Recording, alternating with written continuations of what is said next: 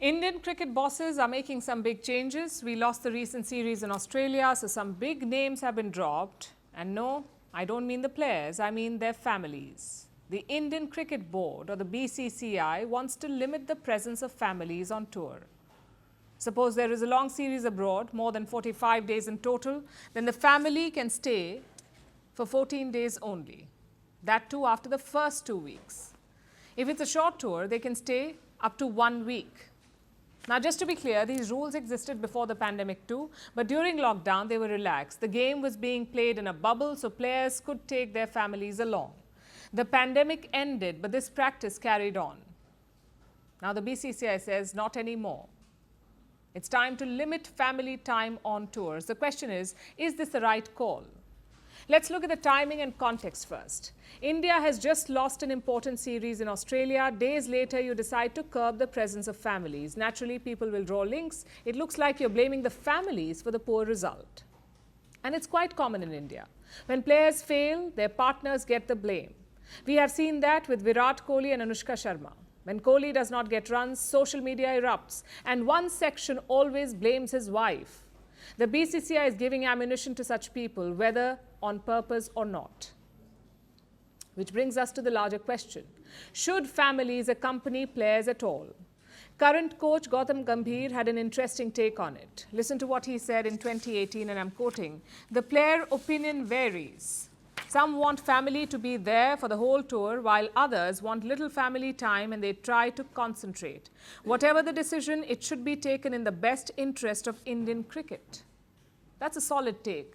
Some players like having their family around. It gives them confidence. It also keeps them relaxed. But not everyone may feel that way. Maybe some players like to be left alone. Either way, it is their decision to make. We are talking about adult athletes here. People entrusted with winning championships and trophies. Surely they can take this call. Let's look at how other sports do it. In tennis, families are a constant presence in the stands. In Wimbledon, it's a bit of a ritual. If you win, you climb up and embrace your family. Same in Formula One. The families are always around in the paddock. Just look at current champion Max Verstappen. His father attends virtually every race. But in team sports, it can be tricky.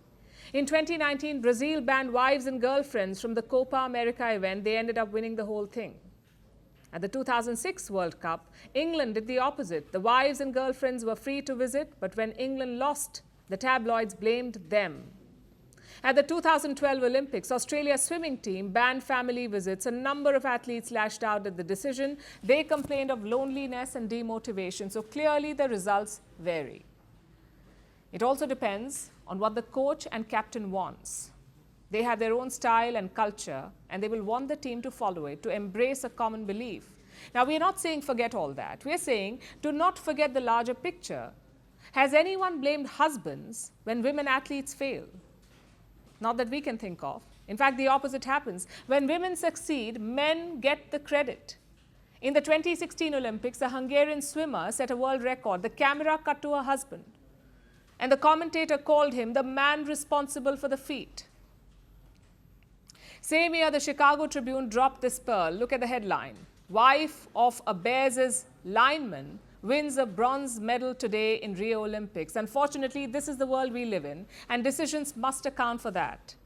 You cannot depict partners as a distraction, as something that hurts results. If you do, you're setting a dangerous precedent. If players fail, blame them. Blame the board, the coaches, and the support staff. But if you are blaming the family, you're clearly clutching at straws.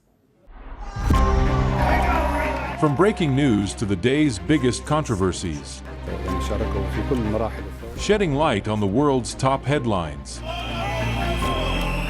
detailed analysis on the stories that matter the most to you. Catch it all on Spotlight at 6 p.m. India time and 12:30 GMT, only on Firstpost.